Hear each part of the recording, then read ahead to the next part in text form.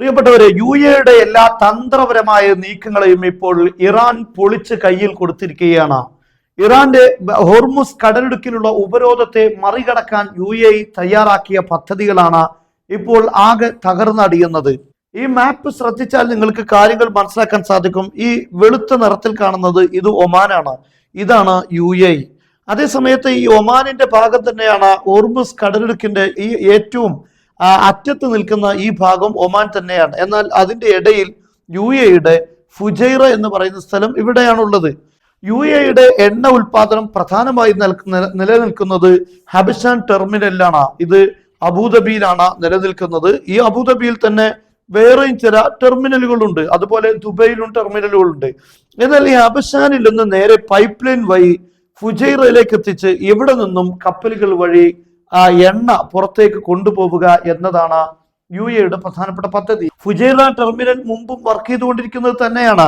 എന്നാൽ ഇപ്പോൾ യുടെ ഈ നീക്കം തടസ്സപ്പെടുത്താൻ വേണ്ടി ഇറാൻ ചെയ്തിരിക്കുന്ന പ്രധാനപ്പെട്ട കാര്യം എന്ന് പറയുന്നത് ഇറാൻ ഹോർമുസ് കടലിടുക്കിന്റെ വ്യാപ്തി വർദ്ധിപ്പിച്ചിരിക്കുകയാണ്. ഇത്രയും ഭാഗം ഹോർമുസ് കടലിടുക്ക്, ഈ ഭാഗങ്ങളെല്ലാം ഇറാൻ അടച്ചിട്ടിരിക്കുകയാണ്.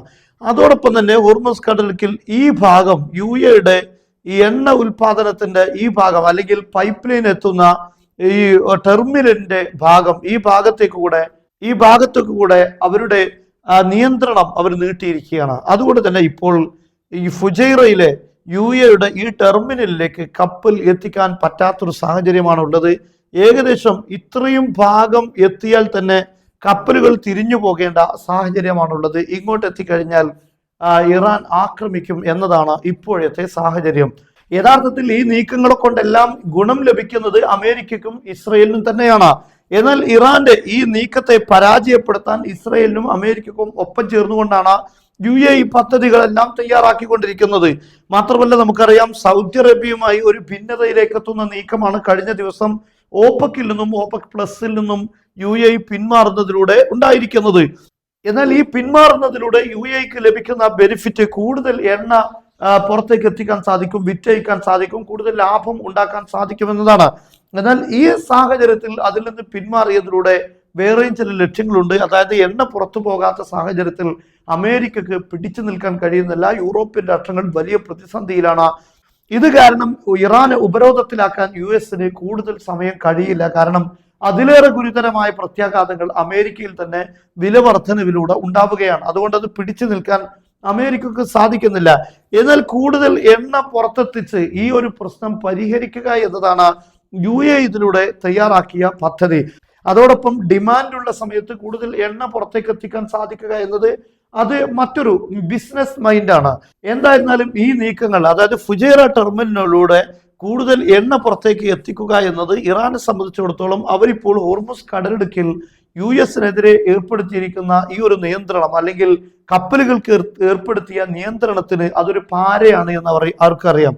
അതുകൊണ്ട് തന്നെ അവരുടെ നിയന്ത്രണം ഹോർമുസ് കടലിടുക്കിൽ അവരുടെ വാണിംഗ് ഈ ഭാഗത്തേക്ക് കൂടെ നീട്ടിയിരിക്കുകയാണ്.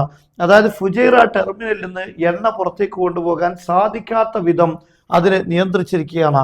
നമുക്കറിയാം, കഴിഞ്ഞ ദിവസം ഈ ടെർമിനലിലാണ് ഈ ഇറാന്റെ ആക്രമണം ഉണ്ടായിരിക്കുന്നത്. ഇറാൻ അത് വ്യക്തമായി നിഷേധിച്ചിട്ടുണ്ട്. ഞങ്ങൾ അങ്ങനെ ഒരു ആക്രമണത്തിന് തയ്യാറായിട്ടില്ല, ഞങ്ങളുടെ പ്ലാനിൽ അത് ഇല്ല എന്നാണ് അവർ പറഞ്ഞിട്ടുള്ളത്. പക്ഷേ യഥാർത്ഥത്തിൽ എല്ലാ വിരലുകളും ചൂണ്ടുന്നത് ഇറാനിലേക്ക് തന്നെയാണ്. മിസൈലുകളും ഡ്രോണും ഉപയോഗിച്ചുകൊണ്ടാണ് ആക്രമണം ഉണ്ടായത്. അതേസമയം മറ്റൊരു റിപ്പോർട്ട്, സൗദി അറേബ്യയാണ് ഫുജൈറയിൽ ഈ ഡ്രോൺ ആക്രമണം നടത്തിയത് എന്ന വാർത്തയുണ്ടായിരുന്നു. സ്ഥിരീകരിക്കാത്ത വാർത്തയാണ്. അതിന്റെ കാരണം പറയുന്നത് ഓപെക്കിൽ നിന്ന് പിന്മാറി കൂടുതൽ എണ്ണ പുറത്തേക്ക് എത്തിക്കുമ്പോൾ അത് സൗദി അറേബ്യക്ക് പ്രതിസന്ധി ഉണ്ടാകും. കാരണം എണ്ണ വില കുറയും. എണ്ണ വില കുറയുന്നത് സൗദി അറേബ്യയെ സംബന്ധിച്ചിടത്തോളം അവർക്ക് പ്രതിസന്ധിയാണ്. അതുകൊണ്ട് തന്നെ സൗദി അറേബ്യയാണ് ടെർമിനലിന് നേരെ ആക്രമണം നടത്തിയത് എന്ന വാർത്തയും ഉണ്ടായിട്ടുണ്ട്. അതേസമയം ഈ ടെർമിനലിന് നേരെ ആക്രമണം നടത്തിയാൽ പെട്ടെന്ന് കപ്പൽ സർവീസുകൾ, അല്ലെങ്കിൽ കപ്പലിലേക്ക് എണ്ണ നിറച്ചു കൊടുക്കാൻ പെട്ടെന്ന് സാധിക്കാതെ സമയമെടുക്കും. അതെല്ലാം വീണ്ടും ക്രമീകരിക്കാനുള്ള സമയം വേണ്ടിവരും. ആ സമയമാണ് ഇറാൻ ആവശ്യമാകുന്നത്. അമേരിക്കയെ പ്രതിസന്ധിയിലാക്കാൻ എണ്ണ ഒന്നും തന്നെ പുറത്തു പോകരുത് എന്നതാണ് ഇറാന്റെ പ്രധാനപ്പെട്ട ലക്ഷ്യം.